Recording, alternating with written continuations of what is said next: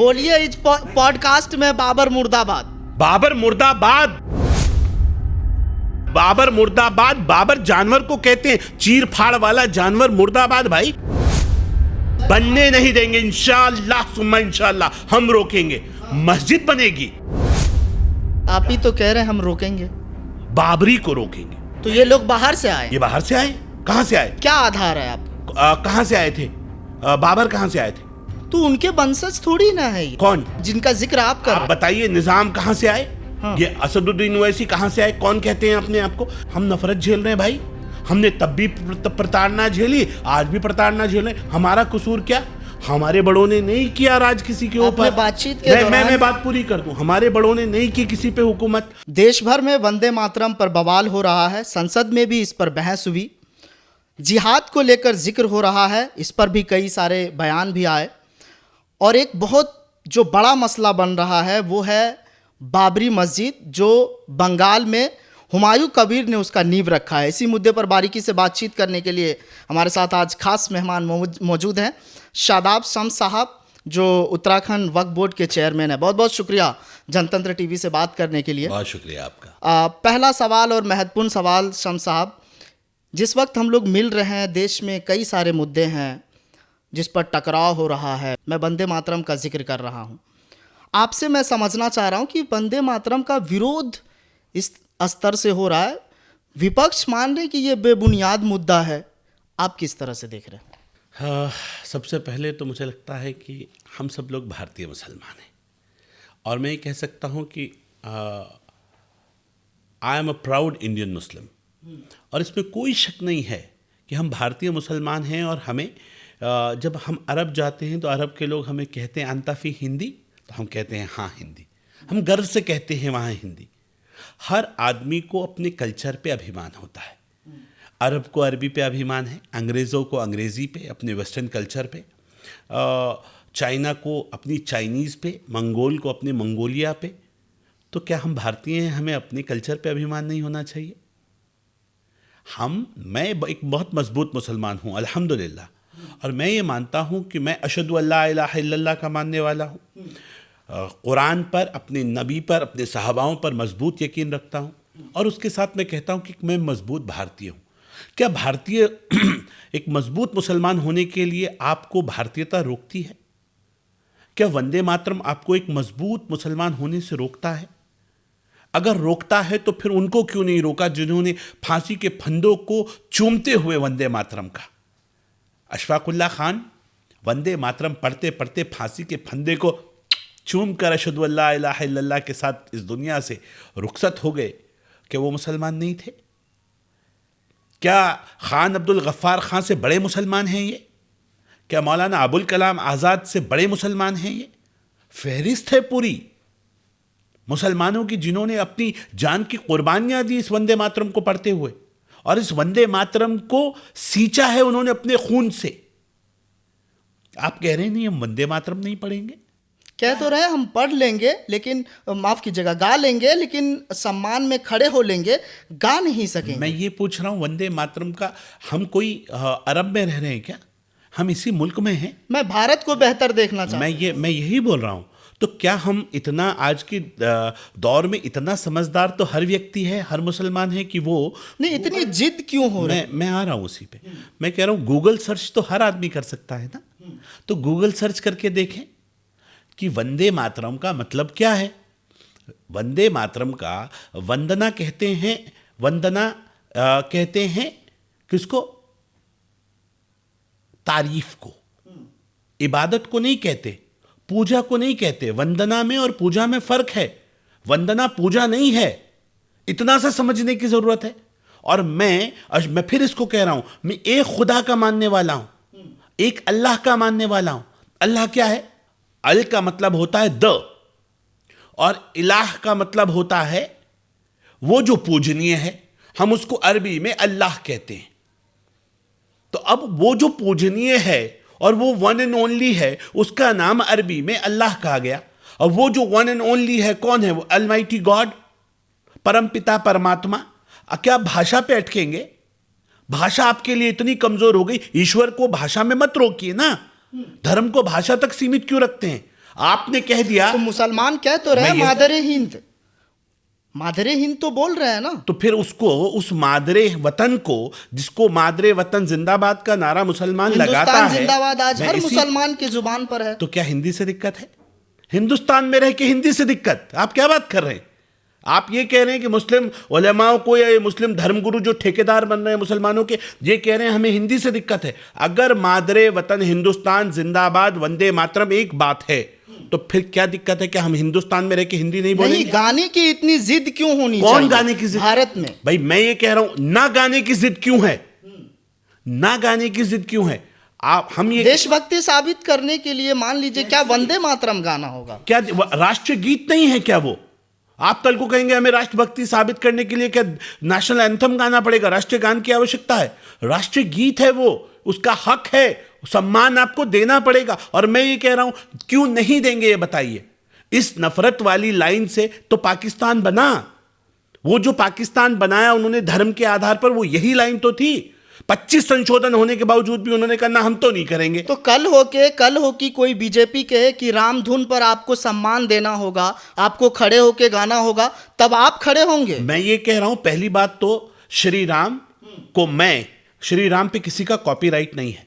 राम सबके हैं, हमारे भी हैं, और मैं भारतीय हूं, मेरा डीएनए भारतीय है, तो मेरा तो कल्चर श्री राम है। और मैं ये कह रहा हूं कि आप कोई, हम यहां किसी को धर्म परिवर्तन थोड़ी कराने के लिए लाए हैं। कोई मुझसे, मैं शादाब शम्स, मैं भारतीय जनता पार्टी में काम कर रहा हूं, मैं विचार परिवार के विचार को मानता हूं, आरएसएस के विचार को समझता हूं, तो क्या मैं मुसलमान नहीं रहूंगा? मैंने 3 हज किए, शुक्र अल्हम्दुलिल्लाह, और मैं मजबूत मुसलमान अपने आप को समझता हूं। कुरान का भी एक ठीक ठाक स्कॉलर मैं अपने आप को मानता हूं। तो मैं क्या मानूं कि क्या मेरा मजहब मुझे अपनी माँ की तारीफ करने से रोकता? क्या है वंदे मातरम?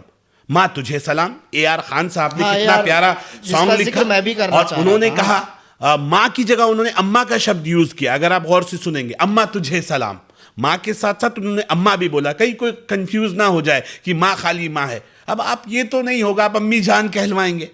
हम ये कह रहे हैं मेरी माँ है ना, एक माँ जिसने मुझे पैदा किया, एक माँ जिसको मैं मादरे वतन मानता हूं। ये मादरे वतन हिंदुस्तान जिंदाबाद का नारा शादाब शम्स तो नहीं लगा रहे, ये तो मेरे उलेमाओं ने लगाया है। हम ये कह रहे हैं वो उलेमाए हक जिन्होंने अपनी जिंदगियों की कुर्बानी दे दी इस वंदे मातरम को गाते गाते, कि मुल्क को जोड़ने का तराना है। मुल्क को जोड़ने का कोई भी तराना होगा, मुसलमान आज भी उसके लिए जान देने के लिए तैयार है। ये क्या बात हुई? आप मना करेंगे, आप रोकेंगे, आप गाने नहीं देंगे? हम ये कह रहे हैं जब अगर वो पूजा नहीं है, और हमने मैंने कहा गूगल कर लीजिए, किसी कंफ्यूजन में हम किसी को जबरदस्ती थोड़ी कह रहे हैं, लेकिन कम से कम इतना सलीका तो हो कि बात को समझें, बिना समझे विरोध क्यों करें? अगर वंदना पूजा नहीं है, 2 शब्द अलग अलग हैं, एक वंदना होती है, एक पूजा होती है। वंदना तारीफ को कहते हैं, पूजा इबादत को कहते हैं। इबादत करें। हमने इस मुल्क को मदर गॉडेस नहीं माना, हमने भारत माँ को मदर गॉडेस नहीं माना, हमने मदर लैंड माना। और हमने कहा ये मेरी माँ वतन है, इस वतन की मिट्टी को मैं अपनी माँ मानता हूं। और जब मैंने इसको अपनी माँ मान लिया, अब मैं इसकी तारीफ कर रहा हूं, तो कोई दिक्कत हो रही है? मैंने विपक्ष कहा का यह आरोप मैं आ रहा है हूं। कि चुनावी एजेंडा बनाया अभी जा रहा चुनाव है। कहाँ है? बंगाल में अब चुनाव बंगाल, है। यहां तो हर महीने चुनाव रहता है, तो कब तक चुनावी एजेंडा? अपनी सच पे तो आओ भाई, कब तक झूठ पे जियोगे? अभी जैसे मैं बताता हूं, इसका बहुत अच्छा अनुवाद किया आरिफ मोहम्मद खान साहब ने। अपनी माँ की तारीफ एक बेटा कर रहा है। मान लीजिए मैं अपने मुल्क के लिए ज़िंदगी को कुर्बान करने के लिए जा रहा हूँ, और मैंने कहा सलाम माँ तुझे सलाम, तू भरी है मीठे पानी से, फल फूलों की शादाबी से, दक्कन की ठंडी हवाओं से, फसलों की सुहानी फिजाओं से, सलाम माँ तुझे सलाम। इसमें क्या बुरा है भाई? आप भी मुसलमान हैं, मैं भी मुसलमान हूँ। मैं कह रहा हूँ अगर मैं अपनी माँ को कहूँ माँ आज तो बहुत प्यारी लग रही है, माँ तेरी आंखें ना, तेरी रौनक सब्ज़े, तेरी मीठी, तेरी प्यार भरी मुस्कान है, तेरी मीठी बहुत ज़ुबान है, तेरी बाहों में मेरी जन्नत है, तेरी बाहों में मेरी राहत है, तेरे कदमों में मेरी जन्नत है, सलाम माँ तुझे सलाम। अगर मैं ये कह दूँ, अपनी माँ को कह दूँ मान लीजिए, तो मैं माँ की इबादत कर रहा हूँ क्या? मैं अपनी माँ को ये बात कह दूँ कि मम्मी आप, वालदा आपके ना बाल बहुत प्यारे लग रहे हैं, वालदा आपकी आंखें बड़ी प्यारी हैं, बड़ी खूबसूरत है, और आपकी ना गोद में मुझे बड़ी राहत मिलती है, अम्मी जान मुझे बड़ा सुकून मिलता है आपकी गोद में, तो क्या मैं अपनी माँ की इबादत कर दी है? पूजा हो गई है? मुझे बताइए आप, पूजा हो गई क्या? आप मुसलमान हैं सद्दाम, इसलिए आपसे पूछ रहा हूं, पूजा हो गई क्या है? क्या आप बच्चों वाली बात कर रखी है यार? आज के दौर में आप सच को सच नहीं मान रहे हैं। समझाइए ना उन लोगों सुफलाम को। मलयज शीतलाम सच्च श्यामलाम मातरम वंदे मातरम। वंदे मातरम कहने में दिक्कत, मैं ये पूछ रहा हूं है क्या दिक्कत? किस बात से? संस्कृत से दिक्कत हो रही है, हिंदी से दिक्कत हो रही है। जिनको दिक्कत हो रही है वो भारतीय नहीं है, वो भारतीय डीएनए नहीं है। बहुत बड़ी बात। मैं बहुत बड़ी बात कह रहा हूं। जिनको दिक्कत हो रही है उनको हमारी हर चीज से दिक्कत है। उनको इस बात से दिक्कत है कि मादरे वतन हिंदुस्तान जिंदाबाद बोलेंगे लेकिन भारत माता की जय नहीं बोलेंगे। भाई मां, हमने इस मुल्क को मां मान लिया, और वतन का दूसरा नाम, भारत का दूसरा नाम हिंदुस्तान है, और हम कह रहे हैं मादरे वतन, वतन वतन है, देश है। हमने कहा मादरे वतन जिंदाबाद, मादरे वतन हिंदुस्तान जिंदाबाद। अभी जब आपको कहा जाता है भारत माता की जय बोलो, आप कहते नहीं भारत माता की जय नहीं बोलूंगा। क्यों? हिंदी में बोलने में दिक्कत है, हिंदी से परेशानी है।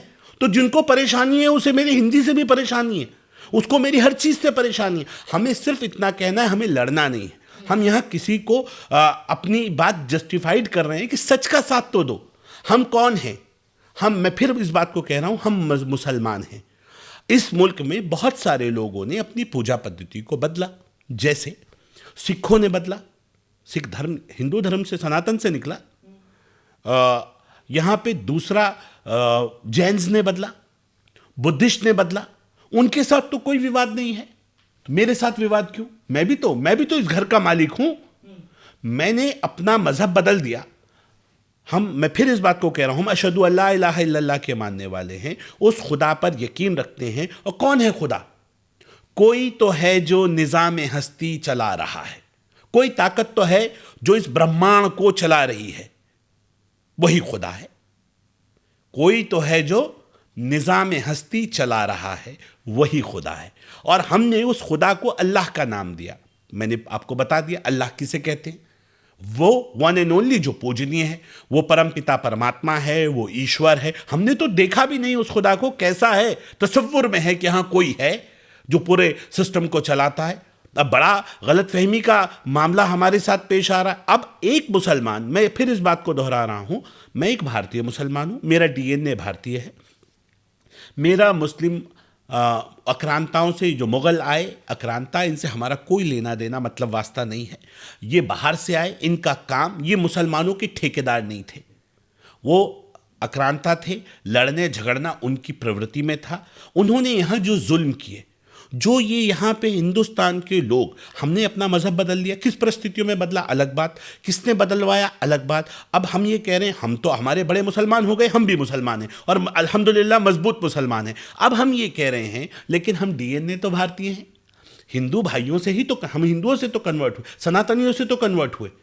आज जब हम कन्वर्ट हो गए और हमारे ईश्वर को मानने के तरीके पे किसी को कोई ऑब्जेक्शन नहीं है। दिक्कत किस बात पे है? दिक्कत यहां आती है जब बड़े बड़े नेता, चाहे असदुद्दीन ओवैसी हों या कांग्रेस के बड़े बड़े नेता हों, जो वो खड़े होते हैं ना बड़े मंचों पे, और वो चीख चीख के कहते हैं 800 साल हमने यहां हुकूमत की है, हम मुसलमानों को इतना कमज़ोर मत समझो, हमने इस मुल्क में 800 साल हुकूमत की। ये लाल किला, ये ताजमहल, ये जामा मस्जिद, ये तमाम चीख चीख के कह रही है कि हम फाइटर कौम हैं। तो आम सनातनी, आम हिंदू को लगता है ओहो, हमारे ऊपर जितने जुल्म औरंगजेब ने किए, जितने जुल्म इन आक्रांताओं ने किए, ये उन्हीं के वंशज हैं। हम नफरत झेल रहे हैं भाई, हमने तब भी प्रताड़ना झेली, आज भी प्रताड़ना झेल रहे हैं। हमारा कसूर क्या? हमारे बड़ों ने नहीं किया राज किसी के ऊपर। बातचीत के दौरान मैं बात पूरी कर दूं, हमारे बड़ों ने नहीं की किसी पे हुकूमत। हम तब भी प्रताड़ित पक्ष थे, हम आज भी प्रताड़ित हैं। आज भी ये लोग होंगे विदेशी आक्रांताओं के वंशज, हम नहीं हैं। हमारा मुगलों से, हमारा बाहरी लोगों से कोई लेना देना नहीं है। मैं ओवैसी साहब की बात कर रहा हूं। मैं जो चीख चीख के ये भाषण देते हैं हमने 800 साल हुकूमत की, तुमने की होगी, मुगलों ने की होगी, हमने नहीं की, माफी के साथ। हम तो तब भी विक्टिम थे, आज भी विक्टिम हैं। दूसरी बात, तो ये लोग बाहर से आए? ये बाहर से आए? कहां से आए? क्या आधार है आपके? कहां से आए थे? बाबर कहां से आए थे? तो उनके वंशज थोड़ी ना है ये। कौन? जिनका जिक्र आप कर रहे हैं। बताइए, निजाम कहां से आए? हाँ। ये असदुद्दीन ओवैसी कहां से आए? कौन कहते हैं अपने आप को? जितने बाहरी लोग, मैं इसलिए बोल रहा हूं, अभी मेरी बात को समझिएगा। इस मुल्क के अंदर जो बड़े लोग आए, जो अपने आप को बुखारी लिखते हैं, मौलाना शाही इमाम बुखारी, कहाँ से आए? बुखारा से। बहुत सारे लोग हैं जो आज भी कहते हैं कि हम सैयद हैं, हम तो आप सल्लल्लाहु अलैहि वसल्लम की नस्ल से हैं, तो वो यहाँ से थोड़ी हैं, वो ओरिजिन बाहर से हैं। जो अपने आप को पठान कहते हैं कि हम पठान हैं, पठान या तो मंगोल के हैं या अफगान के हैं, हमारे यहाँ के नहीं हैं। तो हम ये कह रहे हैं कि शेख, अपने आप को बहुत सारे लोग शेख कहते हैं। शेख कहाँ से आए? वो वहाँ का लक़ब अरब का लक़ब है शेख, इंडियन लक़ब तो नहीं है। अब जो कबीरपंथी जुलाहा है, तेली है, लोहार है, झोजा है, पुम्बा है, ये इंडियन कास्ट हैं, हम इंडियन ब्रीड हैं, हम भारतीय डीएनए हैं, हम बाहर से नहीं आए। तो हम बिल्कुल नहीं कहेंगे कि हम उनके वंशज हैं, हम नहीं हैं, आप होंगे अगर आपको दिक्कत है। और हम ये कह रहे हैं, आप अगर आपको इस भारत में रहना है तो आप विदेशियों की बात मत कीजिए। तो भारत माता की जय कहना, भारत माता की जय भी कहना पड़ेगा, हिंदुस्तान जिंदाबाद भी कहना पड़ेगा। हम ये कह रहे हैं, आपको क्या हिंदी से चिढ़ है? आप जब ये कहते हैं कि हमारे बुजुर्गों ने कहा ना, मेरे उलमाओं ने कहा, मादरे वतन हिंदुस्तान जिंदाबाद, कहा कि नहीं कहा? आपको कहने में क्या दिक्कत है? और हिंदी में कहने में क्या दिक्कत है? हिंदी कोई विदेशी लैंग्वेज है क्या? हिंदी तो भारतीय जबान है भाई। ठीक है, इस अभी बहस को मैं थोड़ा आगे नहीं, मैं इसे कंप्लीट कर दूं। मैं ये कह रहा हूं कि हमें दो चीजों को समझना पड़ेगा। हम भारतीय हैं और इस देश में भारतीयों से किसी को कोई दिक्कत नहीं है। दिक्कत तब आती है जब आक्रांता के नाम पर मस्जिदों के नाम रखे जाते हैं। उसी पे मैं आ रहा था। मेरा इस बहस को थोड़ा आगे लिए चलते हैं। अब थोड़ा बंगाल का जिक्र कर लेते हैं।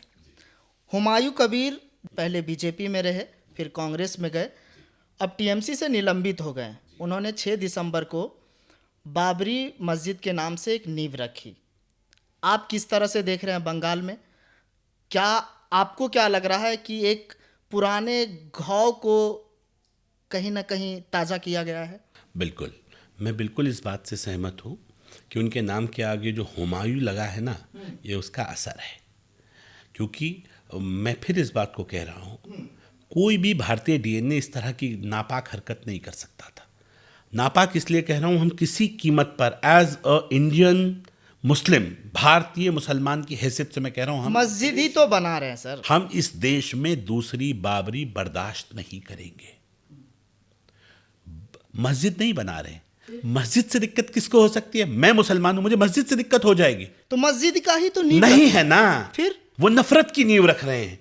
बाबर के नाम पर हमारे उन तमाम जख्मों को कुरेद रहे हैं जो आक्रांताओं ने हम पे जुल्म किए। उन तमाम बातों को वो जख्मों को कुरेदने की कोशिश कर रहे हैं जो देश का मुसलमान, जब बाबरी मस्जिद और राम मंदिर का जजमेंट आया था, जो जख्मों को उसने आज जिसके ऊपर वूंड आ गया था, उन जख्मों को दोबारा कुरेद के खुरद के उनको ये बताया जा रहा है कि हम इन जख्मों को भरने नहीं देंगे, हम तुम्हारी आपस की खाई को भरने नहीं देंगे। हम चाहते हैं कि हिंदू मुसलमान आपस में लड़ें, हम चाहते हैं कि आपस में यहाँ नरसंहार हो, ये देश टूटे, ये भाईचारा बन ना सके।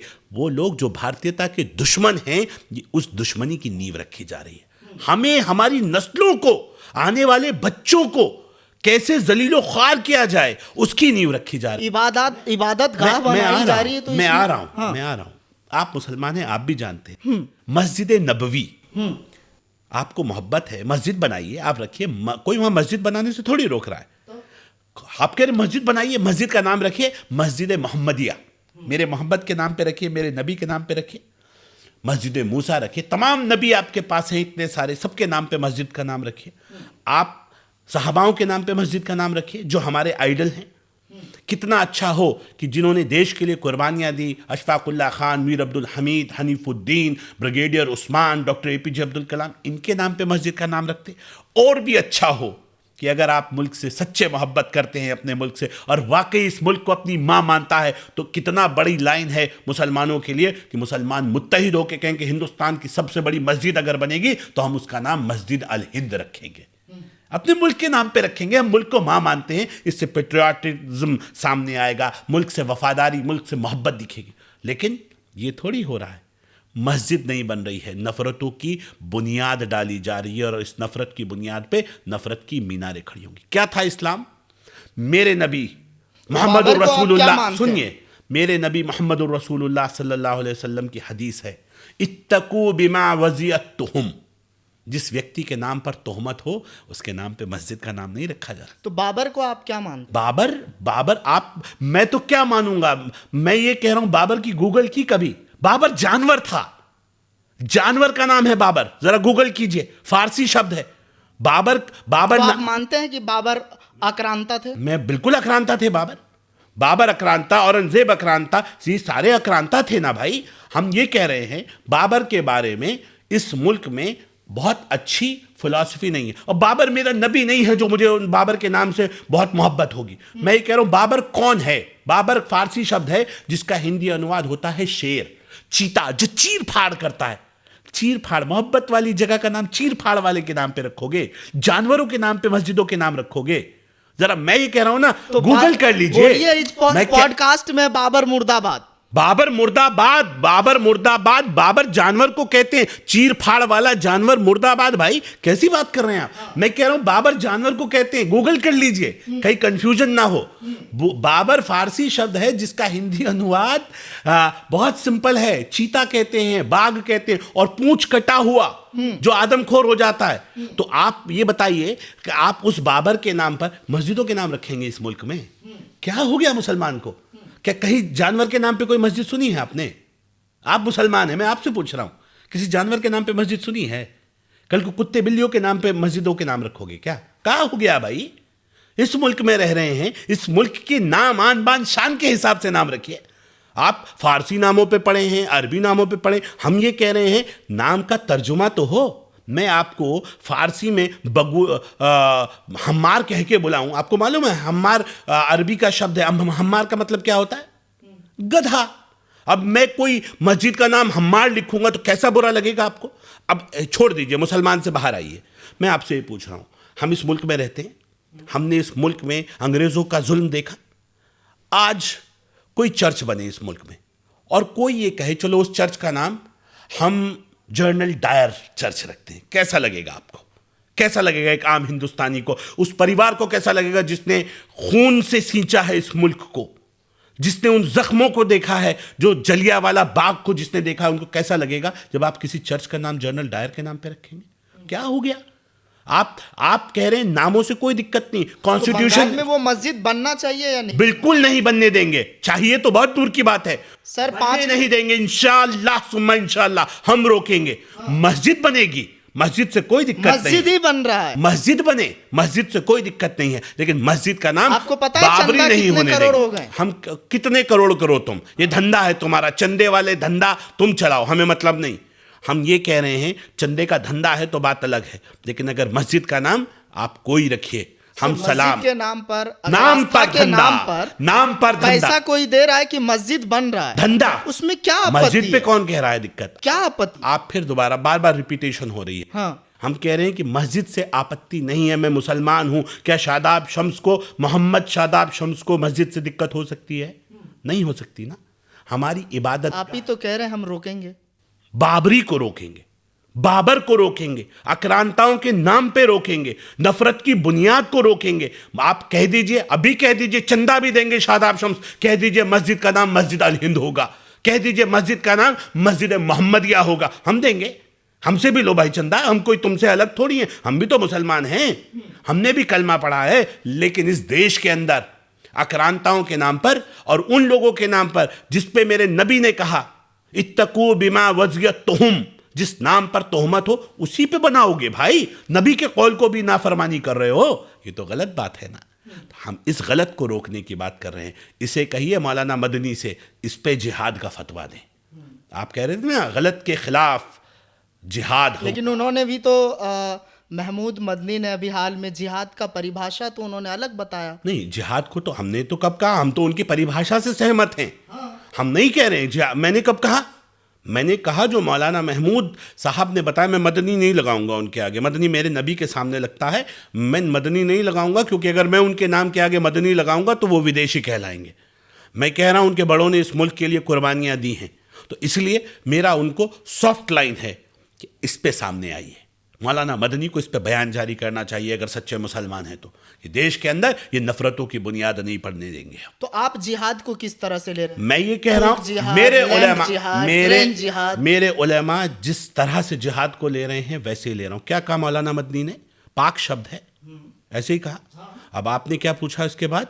उन्होंने यही तो कहा। अरे उसके बाद आपने क्या बोला? बहुत सारे जिहाद को लोग अलग अलग तरीके से जैसे लैंड जिहाद, थूक जिहाद और कई सारे हैं। अगर कोई कह भी रहा है, मान लीजिए कोई कह रहा है, तो आप तो कह रहे हैं अच्छा शब्द है, पाक शब्द है, इसका मतलब अच्छा होता है, तो बुरा क्यों मान रहे हैं? फिर क्यों इसको तोड़ मरोड़? आप बता, मैं आपसे पूछ रहा हूं, मौलाना मदनी से पूछिए कि आप कह रहे हैं पाक शब्द है ना, और मैं भी मानता हूं पाक है, फिर परेशानी किस बात की अगर कोई किसी के अच्छे शब्द को हमारे साथ जोड़ रहा है?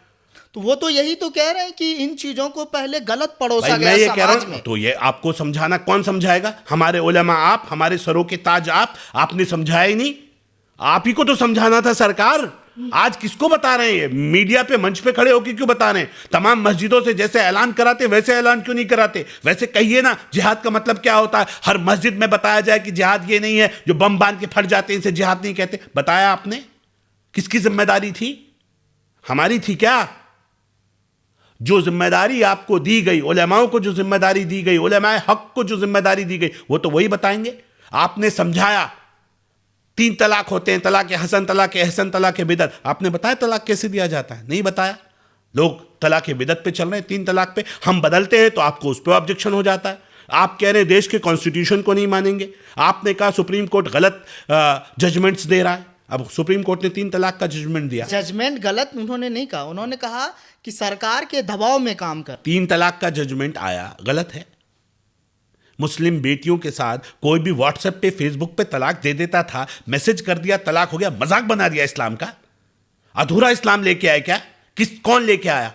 जब 3 तलाक आपको मालूम है आप सल्लल्लाहु अलैहि वसल्लम के दौर में एक बार में 1000 बार भी तलाक बोलते थे तो एक माना जाता था। एक सिटिंग में आपने 10,000 बार भी तलाक बोला तो एक माना जाता था। 3 तलाक के लिए 3 सिटिंग्स होती थी। हजरत उमर का दौर आया तो हजरत उमर ने तय किया कि नहीं, रोज रोज बैठना या हर बार बैठना लंबा प्रोसीजर है, तो हम 3 तलाक को 3 मान लेंगे। नबी में और सहाबाओं में तो फर्क होगा कि नहीं?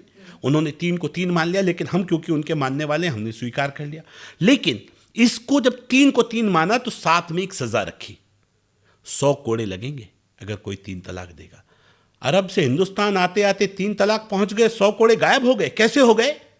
क्यों डर नहीं बताया आपने कि अगर कोई अपनी बीवी को एक साथ 3 तलाक देगा तो उसको सजा भी मिलेगी? आपने सजा से आउट क्यों किया? कौन समझाएगा ये? कौन बताएगा ये? इसमें भी हमारी गलती, इसमें भी हमारा कसूर मत कीजिए साहब। हम ये कह रहे हैं ये मुल्क, ये देश संविधान से चल रहा है। आप ऐसी शरीयत हमारे साथ आप लाइए, और हम ये कह रहे हैं हम भारतीय मुसलमान हैं, शरीयत का वो पैमाना लाइए कि भारत का मुसलमान 100% शरीयत पर चलते हुए एक भारतीय मजबूत मुसलमान बन सके। हुब्बुल वतनी निफ्सुल ईमान, वतन से मोहब्बत ईमान का एक बड़ा हिस्सा है।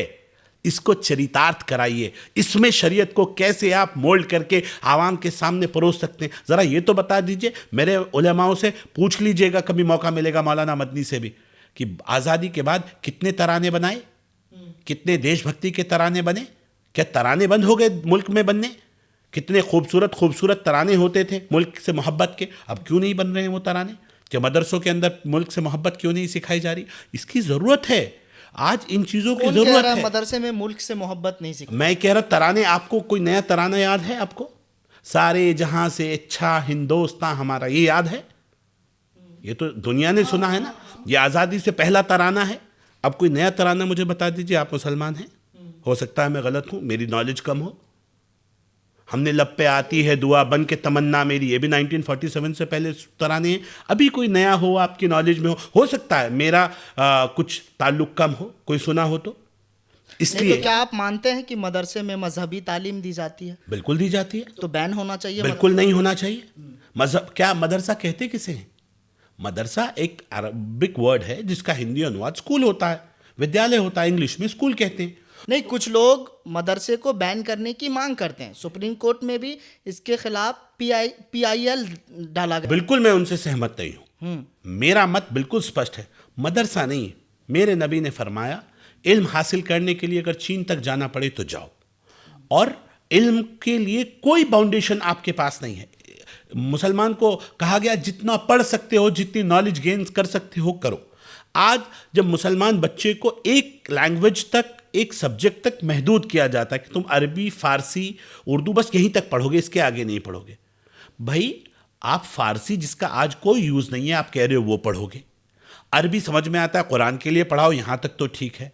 आप कहते हैं कि आप दूसरी लैंग्वेज तो पढ़ लेंगे, लेकिन आप इंग्लिश और हिंदी नहीं पढ़ेंगे। क्यों नहीं पढ़ेंगे भाई? आज क्या बिना हिंदी इंग्लिश, आप बैठे हैं मेरे सामने, आप एक जॉब कर रहे हैं, आप मुझे बताइए अगर आप इंग्लिश नहीं पढ़े होते, हिंदी नहीं पढ़े होते, तो क्या आज पढ़ के यहाँ तक पहुँच पाते? नहीं पहुँच पाते। हमारा मानना है कि मदरसे हमारे बच्चों के लिए हैं, और मदरसों को उसके मदरसे के अंदर कुरान का दर्स दोपहर के बाद दिया जाए। मदरसे ऐसे ही कंटिन्यू करें, लेकिन पहले दर्स में जो फर्स्ट हाफ है उसके अंदर जो सामान्य ज्ञान है, जो आपके स्टेट का सिलेबस है, वो पढ़ना चाहिए, मैंडेटरी होना चाहिए। क्या मेरे बच्चों को शिक्षा का अधिकार नहीं होना चाहिए? क्या मेरे गरीब बच्चे, अगर मुसलमानों के बच्चे हैं और वो गरीब हैं, हम कह रहे हैं आप वैसे ही चलाओ, मदरसे जैसे चलाते थे, जैसा चंदा लेते हो वैसे ही चलाओ, लेकिन फर्स्ट हाफ में आपको जो इंडियन एजुकेशन है, जो स्टेट की एजुकेशन बोर्ड है, उससे आपको अपने उसको एफिलेटेड कराना पड़ेगा। आप उन सब्जेक्ट्स को पढ़ाइए, उसके बाद आप बच्चों को कुरान पढ़ाइए। मेरे बच्चे को मौका तो दीजिए। आज आप उसको खाली हाफिज कुरान बना के, मौलवी बना के उसको सीमित कर रहे हैं। अच्छा एक बात बताइए, एक हाफिज बना बच्चा, एक कारी बना, मौलवी बना, क्या करेगा मौलवियत पढ़ने के बाद? आप मुसलमान हैं, मैं इसलिए आपसे खास तौर पे पूछ रहा हूँ, उसके पास क्या स्कोप है जॉब का? मस्जिद में इमामत, चंदे की रसीद, या एक मदरसा खोलेगा? इसके अलावा कुछ कर सकता है? बिल्कुल, अपना धंधा भी चला सकते, कौन से कारोबार कर सकते। मैं ये कह रहा हूं, आपको दिख रहे हैं करते हुए एक अक्सरियत जिससे कोई काम नहीं आता, जिस बच्चे के पास मदरसों में गरीब बच्चे पढ़ते हैं। अगर धंधे के लिए जेब में पैसे होते ना, तो मदरसे में पढ़ने ना जाता। आपके और हमारे माँ बाप की तरह तो हमें भी करनी तो यही बता रहा हूं ना, यही ठीक करनी। अरे भाई यही तो बता रहा हूं। इंग्लिश मीडियम स्कूल में पढ़ाते, अच्छे स्कूलों में उनके माँ बाप पढ़ाते, उनके पास पैसों की दिक्कत थी, कुछ तंगियां थी, तो मदरसों में गए। अब वो गए मदरसों में, तो गरीब बच्चा तो मुसलमान का है, देश का बच्चा है ना, वो भी भारत का बच्चा, तो उसको सही शिक्षा मिले तो कैसा रहेगा? सही शिक्षा मिलेगी, वो मदरसे से पढ़े, डॉक्टर एपीजे अब्दुल कलाम की तरह पढ़ के वैज्ञानिक बने। तो डॉक्टर एपीजे अब्दुल कलाम मदरसे में भी तो पढ़े, और उसके साथ साथ उन्होंने मदरसा एजुकेशन के साथ साथ स्कूलिंग भी ली। तो जब उन्होंने दोनों तालीम ली, तो एक अच्छा मुसलमान बना। और देश के लिए मरना मिटना, कैसे देश के लिए मरा जाता है, तन समर्पित, मन समर्पित, और ये जीवन समर्पित, ये समर्पण भाव, ये समर्पण भाव देश के लिए हो आपका, तब आप एक भारतीय मुस्लिम कहलाएंगे। और मैं आपको कह रहा हूं कि हम क्या चाह रहे हैं? हम ये चाह रहे हैं आप मुसलमान बनिए, अरब मत बनिए, मंगोल मत बनिए, पाकिस्तानी और ईरानी मत बनिए, भारतीय बनिए ना। आज मुसलमानों के साथ कितनी बड़ी साजिश चल रही है मुसलमानों की। भाई हम भारतीय डीएनए हैं। एक आदमी, एक बच्चा जो एक कबीरपंथी जुलाहा के घर में पैदा हुआ, हमने कन्वर्जन किया, यहीं से तो कन्वर्जन हुआ ना। जो जुलाहा था वो इधर कबीरपंथी जुलाहा, इधर वाला जुलाहा अंसार हो गया। तो इस जुलाहा को अंसार क्यों कर रहे हो? अंसार मत करो भाई, अंसार अरब का कबीला है, उन्हें अरब रहने दो। इसी से जुड़ा मेरा मैं आ रहा हूं। हमारा जो कसाई है उसे आप कुरैश कर रहे हो। कुरैश कबीला आप सल्लल्लाहु अलैहि वसल्लम का कबीला है। आप कोई फारूकी कर रहे हो, कोई सिद्दीकी कर रहे हो, ये हमारे कबीले नहीं हैं। क्यों आप हमारा अरबीकरण करने की कोशिश क्यों कर रहे हो? हम जो हैं हमें वो रहने दो। हमारा इस्लामिक कल्चर क्या है, इस्लामिक सिस्टम क्या है? आप जब अपनी जात लिखते हैं तो आप तेली मुसलमान हैं, आप जुलाहा मुसलमान हैं, आप धोबी मुसलमान हैं। हमारी जो जातियां हैं हम उसे लिखेंगे। और इस्लाम में जातियों का कॉन्सेप्ट, अब आप कंफ्यूज हैं, इसलिए मैं बता रहा हूं कि आम मुसलमान कंफ्यूज है कि तरीका क्या है। नाम ऐसे होते हैं, अली इब्न खत्ताब, अली खत्ताब के बेटे, ठीक, सॉरी, अली इब्न अबू तालिब, उमर बिन खत्ताब। भाई आप नाम, वालिद का नाम साथ में आता है, आपका नाम क्या हुआ? सद्दाम करीमी। तो इसका मतलब आपके वालिद और दादा का नाम करीमी हुआ। तो इस आपका नाम बिल्कुल ठीक है। ये मेरा नाम शादाब, मेरे वालिद का नाम शम्स, हम हो गए शादाब शम्स। ये इस्लामिक तरीका है।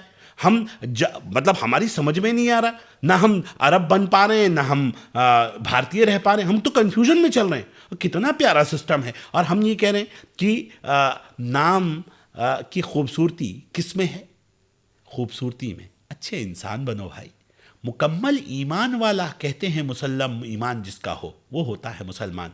जिसकी जीभा में सत्यता हो, जो हर चीज में पक्का हो। ईमान कहते हैं धर्म को, पक्का धार्मिक होता है पक्का ईमान वाला, यही है ना। तो पक्का ईमान वाला क्या हुआ? जिसकी जीभा में ईमान हो, धर्म हो, जिसकी निगाहों में धर्म हो, जिसकी नीयत में धर्म हो, वो अधर्म न सोचे, न देखे, न समझे, न चले अधर्म के ऊपर, वो हुआ मुकम्मल ईमान वाला, मुसल्लम ईमान वाला मुसलमान। हम हैं क्या? हम कहाँ जा रहे हैं भाई? आज ये लोग जो बम बांध के फट जा रहे हैं, एक शायर ने क्या खूब कहा, रोशनी में रहने वाले दियों को क्यों बुझाएंगे, जो अपने मुर्दों को नहीं जलाते वो जिंदों को क्या जलाएंगे। ऐसे लोगों को पहचान कैसे करें सर, जो पूरा दिन सही बोलते हैं, 5 वक्त नमाज पढ़ते हैं, शाम में चोरी करते हैं? तो ऐसे भी तो लोग हैं ना इस देश में। बिल्कुल, कैसे पहचान होगी यही बता कि ये ईमान वाले हैं? अभी आपको क्या है, ईमान किरदार में दिखेगा, ईमान बाहर नहीं। धर्म जो है वो आपके कार्य में दिखता है, झलकता है। आप किसी को गौर से देख लीजिए, अगर वो कितना भी इबादतगार हो और वो दूध में पानी मिला रहा है, वो पीछे से चोरी कर रहा है। कुरान में रोज एक आयत को पढ़ते हैं आप, इहदिनस सिरातल मुस्तकीम, अल्लाह मुझे सीधे रास्ते पर चला, सत्य के रास्ते पर चला, ईमानदारी के रास्ते पर चला, और मैं जा रहा हूँ गलत रास्ते पर, तो क्या नमाज पढ़? ठीक है, इसी से मेरा अगला सवाल, क्या इस देश में मुसलमान सुरक्षित है? सुरक्षित है? असुरक्षित किसने कहा आपको कि असुरक्षित है? विपक्ष का तमाम आरोप। कौन विपक्ष? ये में विपक्ष जो जो राजनीति कर रहे हैं, ये पॉलिटिकल मुसलमान हैं, इन्हें जो बोल रहे हैं इनको ध्यान मत दीजिए। आज सर घटनाएं ऐसे होती है मैं ना? पूछ रहा हूं आपसे, इस मुल्क, उर्दू नाम आपका होगा तो आपके घर पर बुलडोजर चलेगा। कहाँ? ये बहुत सारे अरे कमाल कर दिया आपने। आप भी उनके ट्रेनों आप भी- में अगर आप दाढ़ी टोपी लगाएंगे तो ट्रेनों में पीटे जाएंगे आप, वाह लिंचिंग होगी आपके साथ। वाह वाह, ये खबर आपने नहीं सुनी? ये जो गलत तरीके, नहीं, ये सच्चाई है मैं कि आ नहीं रहा है हूं, सर? मैं आ रहा हूं, नहीं है कि नहीं? जवाब मुझसे लेंगे? नहीं है कि मैं नहीं? जवाब आपने खबर देखा मैंने कि? सुनी है तभी जवाब दे रहा हूं। 2 तरह के लोग हैं, एक जो ऐसी बदमाशियां जानबूझ के कर रहे हैं, ऐसे लोगों के खिलाफ हम खड़े होंगे जो ऐसी लिंचिंग करेंगे।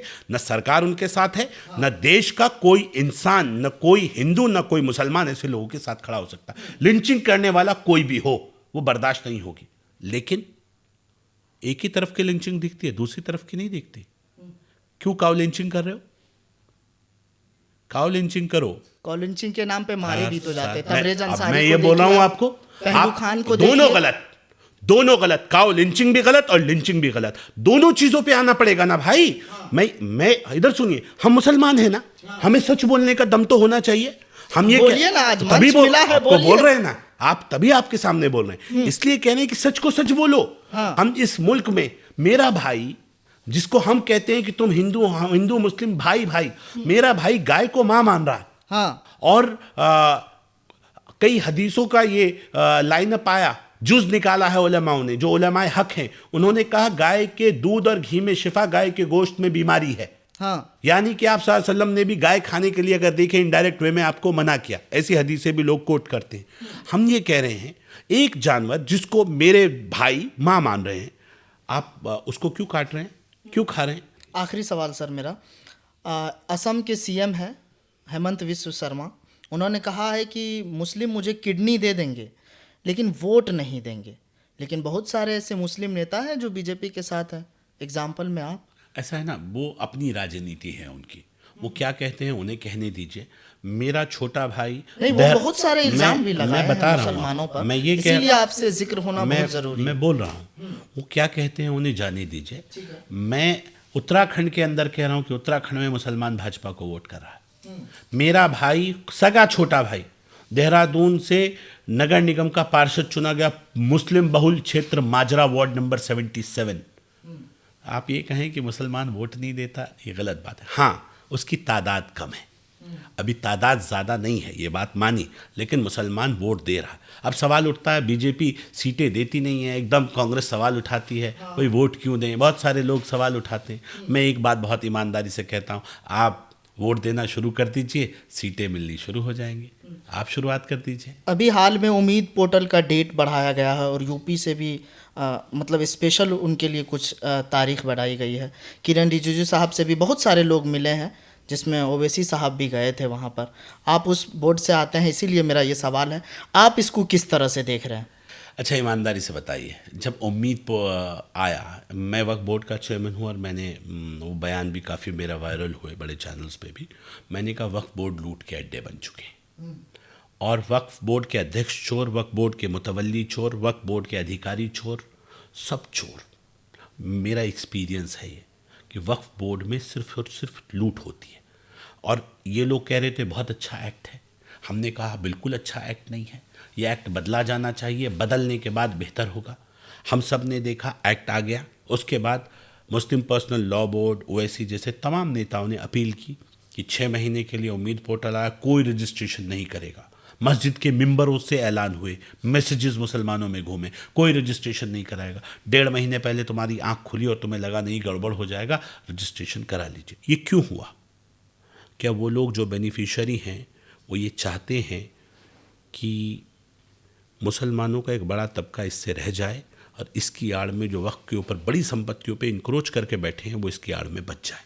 सरकार ने फिर टाइम बढ़ा दिया। लोग कह रहे थे ना टाइम नहीं बढ़ेगा, सारी संपत्तियां चली जाएंगी, सरकार लूटना चाहती, तो सरकार ने टाइम क्यों बढ़ाया फिर?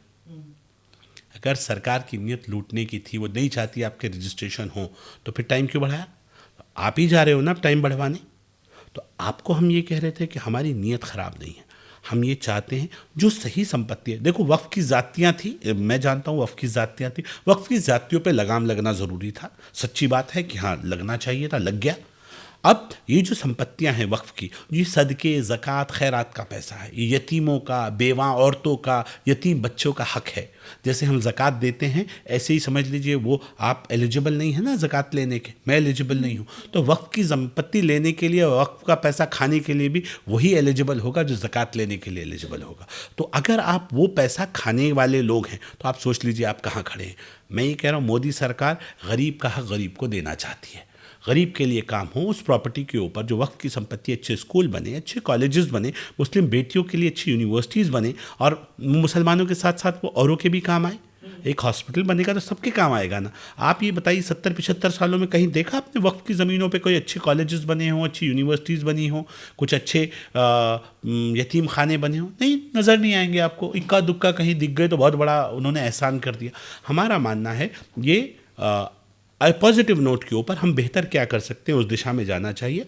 और सरकारें राजनीति करती हैं, पॉलिटिक्स देश में क्योंकि लोकतंत्र है और राजनीति से चुना जाता है, तो राजनीति में कोई क्या कहता है इसे अलग रख दीजिए, लेकिन कोई क्या करता है उसे ज़रा देख लीजिए। मोदी सरकार ने एक एक राइट भारतीय मुसलमानों को ईमानदारी से दिया है। चलिए इसी प्रदेश के अंदर, मेरे प्रदेश के अंदर, आपको 2 मिनट रोकूंगा, मेरे प्रदेश के अंदर आयुष्मान योजना, अटल आयुष्मान और आयुष्मान भारत दोनों योजनाएं चल रही हैं। 100% मुसलमान लाभार्थी है। तो हमारी योजनाओं में, चाहे ये योजना हो, प्रधानमंत्री आवास योजना हो, उनमें किसी के साथ भेदभाव नहीं है। सबको राशन बराबर मिल रहा है, रोड्स बन रहे हैं तो सबके लिए बन रहे हैं, लाइट्स आ रही है तो सबके लिए आ रही है, इंफ्रास्ट्रक्चर डेवलप हो रहा है तो सबके लिए हो रहा है। तो ईमानदारी है सरकार की। मैं ये बात कह रहा हूँ, हमारे लोग ज़बान के कड़वे ज़रूर हो सकते हैं लेकिन दिल के अच्छे हैं। ये बात अगर आम मुसलमान समझ गया तो मुझे लगता है वो हमसे दूर नहीं रहेगा। एक बेहतर हिंदुस्तान बनाना है, साथ चलना है, और मैं इस बात को कहूँगा मिलकर साथ चलेंगे। आज पहले से अच्छा माहौल है। पहले दंगे होते थे, आए दिन हज़ारों लाखों लोग मारे जाते थे, अब उन दंगों से राहत मिली है। थोड़ी सी अगर टाइटनेस है तो वो टाइटनेस उन दंगों को रोकने के लिए है, देश की आबो हवा को ख़राब होने से बचाने के लिए है। हम अच्छे हो जाएं तो हालात अपने आप अच्छे होंगे और मुझे उम्मीद है आने वाला वक्त इस गए वक्त से बहुत बेहतर हो। चलिए इसी उम्मीद के साथ कि अब हम सब मिलकर साथ चलेंगे, भारत का और अच्छा सब कुछ होगा। और ये थे हमारे साथ खास मेहमान शादाब शम्स साहब, जिन्होंने सभी सवालों के जवाब बारीकी अंदाज में दिए, जिनका साफ तौर पे कहना है कि अब एक मिलकर चलना होगा, वंदे मातरम भी कहना होगा, और इस देश में तभी जो है मुल्क आगे बढ़ेगा। बहुत बहुत शुक्रिया, बहुत बहुत शुक्रिया।